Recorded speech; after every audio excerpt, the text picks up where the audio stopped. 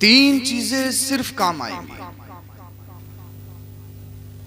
First, सदक़े जारिया। मसलन आपने मस्जिद में पंखा लगवाया, जब तक पंखा चलता रहेगा लोग नमाज पढ़ते रहेंगे, सदका करने वाले को सवाब मिलता रहेगा।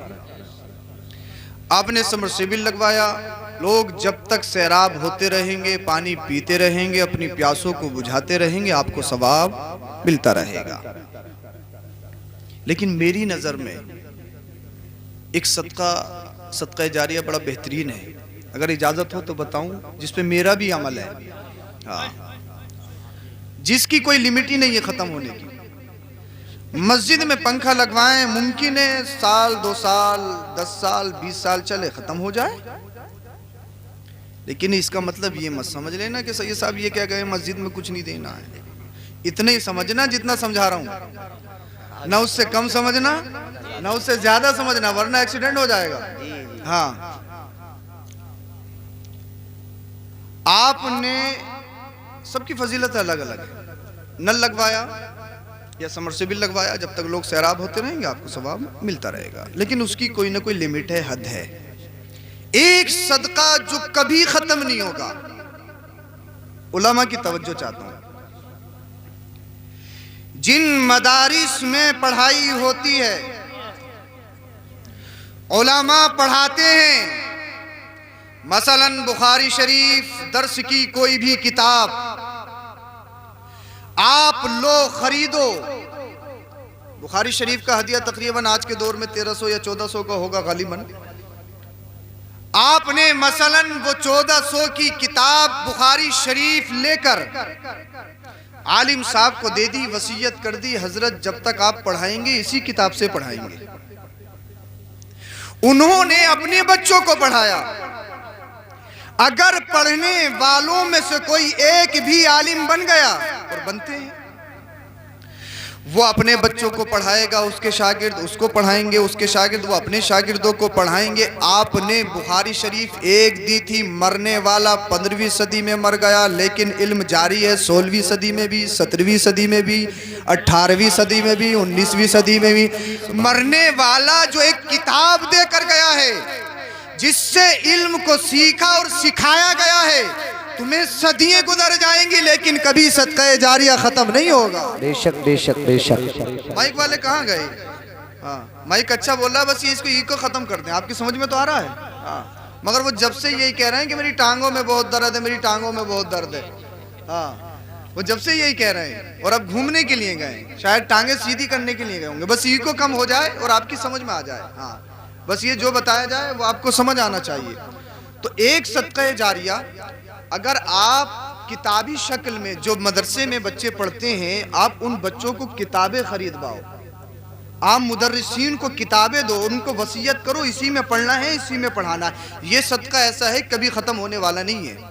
हाँ, गिफ्ट देना है, हदिया देना है तो ऐसे ही देना। मुझे तकरीर नहीं करनी है, सिर्फ आपको समझाना। तकरीर का टाइम नहीं, आप समझ जाइए, क्लास दे रहा हूँ, जितनी देर भी चलेगी बस आपको समझना है, सीखना है, याद करना है, मेरे मैसेज को आगे फॉरवर्ड करना है, यही काफ़ी है मेरे लिए। अब आगे सुनिए, अल्लाह के रसूल सल्लल्लाहु अलैहि वसल्लम ने इरशाद फरमाया, दूसरी चीज़, औ वलदिन सालिहिन यदउ लहू, नेक औलाद छोड़ी है, मरने के बाद कब्र में काम आएगी। चल के बोलो, नेक औलाद छोड़ी है, मरने के बाद कब्र में काम आएगी। टिकटॉकर काम नहीं आएगा, हाँ, पबजी खेलने वाला काम नहीं आएगा, हाथों में कड़े पहनने वाला काम नहीं आएगा, हाँ, बालों में तरह तरह के कट निकालने वाला काम नहीं आएगा। कौन काम आएगा कब्र में? नेक औलाद। और उसका दुनिया में बेनिफिट ये है कि आज हमारे रतनपुर में कारी हाशिम साहब के वालिद का इंतकाल हुआ, तो उनके जनाजे में सैकड़ों उलमा, अवाम से ज्यादा उलमा थे। ये किसका सदका?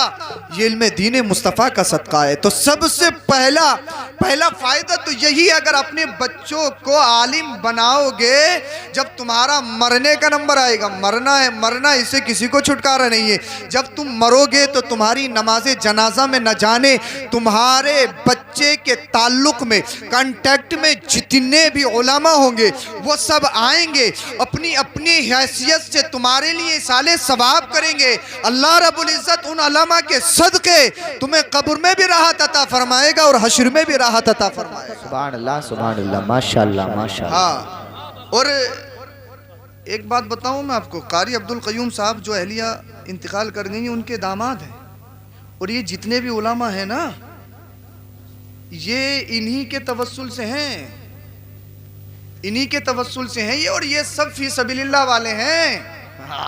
ये सब फी सबीलिल्लाह वाले हैं। तो वजह क्या है? इल्मे दीन मुस्तफ़ा की वो बरकतें हैं जो आखिरत में तो मिलती ही हैं, लेकिन दुनिया में भी बहुत मिलती हैं। इसीलिए ज़रूरत यह है कि अपने बच्चों को आलिम दीन बनाओ, अपने बच्चों को कारी कुरान बनाओ, अपने बच्चों को आलिम दीन बनाओ। अब मुस्तफ़ा ने क्या इरशाद फरमाया, मरने के बाद सिर्फ 3 चीज़ के काम आएंगी, एक सदका जारिया, दूसरा नेक औलाद, तीसरा और इल्म नाफ़िइन युन्तफ़अ बिही। आपने इल्म सीखा और सीखने के बाद छुपाने लगे, आप बताते नहीं हैं, मैं बताऊंगा तो मेरा इल्म ख़त्म हो जाएगा। कितमान इल्म छुपाना जायज़ नहीं है, बल्कि इल्म नाफ़े उसे कहा जाता है। मैंने इल्म सीखा और दूसरों तक पहुंचाया, दूसरों को फ़ायदा दिया, वो इल्म नाफ़े है। मसलन ये है, जितने भी उलमा ने आपको बातें बताई, आपने अमल किया, या मैंने बताया, आपने अमल किया, अमल करने के बाद आपने दूसरों को बताया, जब तक ये सिलसिला चलता रहेगा आपको भी बराबर सवाब मिलता रहेगा और मुझे भी बराबर सवाब मिलता रहेगा, या उलमा जो बताने वाले हैं उनको भी बराबर सवाब मिलता रहेगा। आइए अर्ज़ो मारूफ से पेशतर मोहब्बत के साथ दरूद शरीफ पढ़ लीजिए, पढ़िए बाबा से बुलंद, अल्लाहुम्मा सल्ली अला सय्यिदिना व मौलाना।